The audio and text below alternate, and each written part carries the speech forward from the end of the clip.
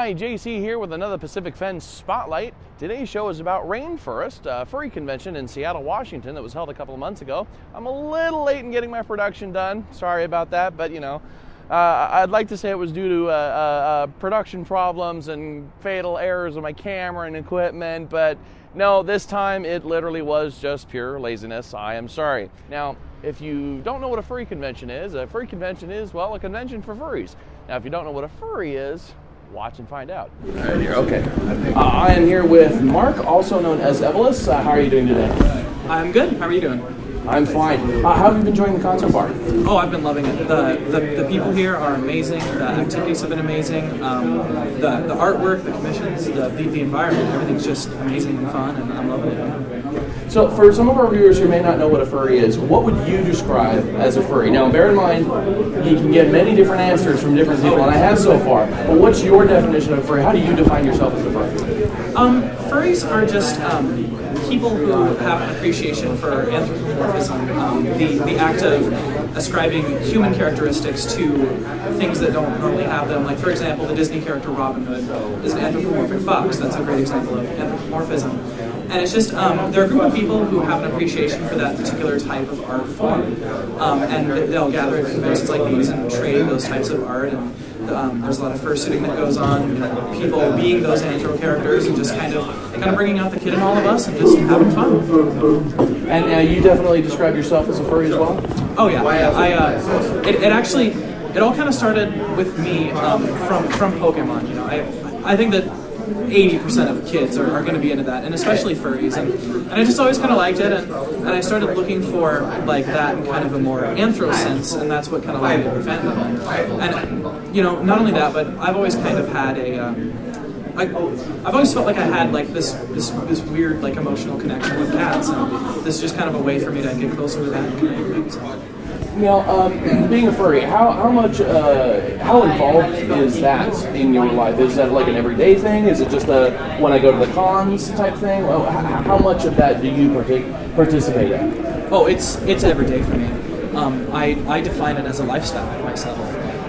It has really rapidly changed the way that I view the world. I'm so much less judgmental than I used to be. I'm so much more freely caring and loving. I'm just so much more of a free-spirited individual than I used to be. And it really has. It's taken over the entirety of my life. And it's just, so I would call it a lifestyle, definitely. Now, what would you say to those who would claim that it's just a fetish? Do more research, definitely. There are, the media is going to portray the negative stuff because that's what gets attention, that's what gets ratings, that's what gets people. I would just say check out very non-biased sources of furry information. Wikipedia is a great example. The article that they have on there is very non-biased, very factual. I've shown it to a lot of people who don't know anything about furries, and they've looked at it and they've got a lot of good information from it. But don't think that when you watch an episode of CSI or you read the Vanity Fair article that is an actual correct, what happens at furries, because it's not. It's about half of what you see in CSI is probably true. The other rest of it is either exaggerated or just plain not true. Well, Mark, or excuse me, Evelus, yes. Thank you very much for the interview. I hope you enjoy the rest of the convention. Thank you. All right, I am with North. North, how are you doing today? I'm doing really great. How are you? I'm fantastic. Now, you are the co-chair of Rainfurrest this year, are you not? Yes, I am. Now, this has been a fantastic convention. I've enjoyed myself greatly. What made you decide to help run this convention? Insanity, I suppose. Okay, aside from the usual insanity that most people have when they run a convention. Well, I've been in the furry fandom for a fair amount of time now and traveled to a lot of other furry conventions and had a lot of good times there. And a lot of my friends worked very hard to put on those conventions, so I wanted to make sure that we had a convention here in the Pacific Northwest region that all my furry friends could come to and all our local furries could enjoy as well. And, well, somebody had to do it, so I volunteered on the staff, and like a year later, all of a sudden, they asked me to be co-chair. Now, you said you were a furry. I've been asking several people around the con what their definition of furry is, and I've gotten a whole bunch of different answers. So I'm going to ask, what is your definition of furry? I'm not surprised you got a lot of different answers, because as the saying goes, there's probably a different answer for as many furries as they are. What I would say is that, well, it's a furry fandom. And so what are furries fans of? And an answer that I heard that was actually pretty accurate was, we're fans of each other.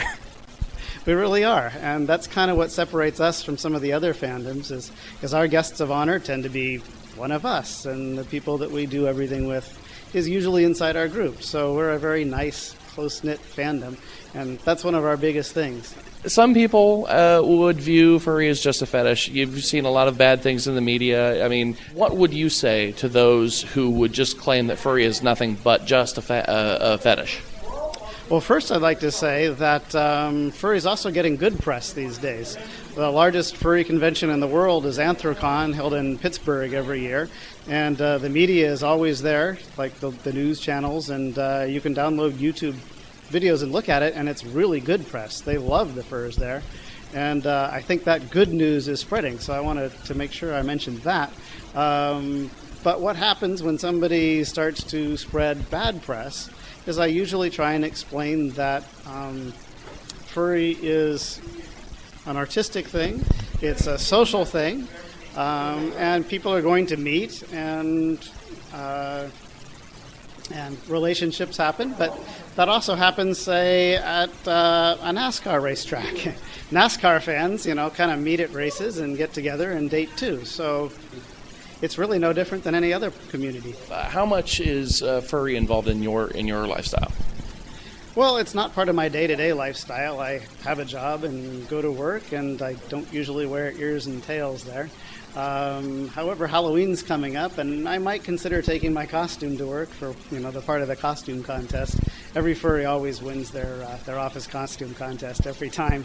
So furry is definitely a part of who I am. It's just an interest that's always been with me. So in some senses, I could say that maybe I'm only just a little bit furry, but it's like a drop of dye in a bucket of water. Yes, it's a small amount, but it sort of colors everything. And I'm here with Gene Armstrong, chairman of the board of Rainfurrest, and also the director of programming. Gene, how are you doing today? I'm ready for a nap. Busy con? You hit me on Sunday, but yeah, we had a record attendance of like 578 people. It was busy all weekend, and I'm just ready for a nap. Why did you help create FurCon? Why did I help create Rainfurrest? The furs in this area wanted a need for a convention to where they could have people come in and help them do their fursuits and help them improve their art. And they pretty much, I had them coming to me saying, hey, Gene, you need to do this, you need to do this. And next thing I know, I'm doing it. What do you attribute to the success of this convention? Not just this, but the Rainfurrest itself, not just this year's.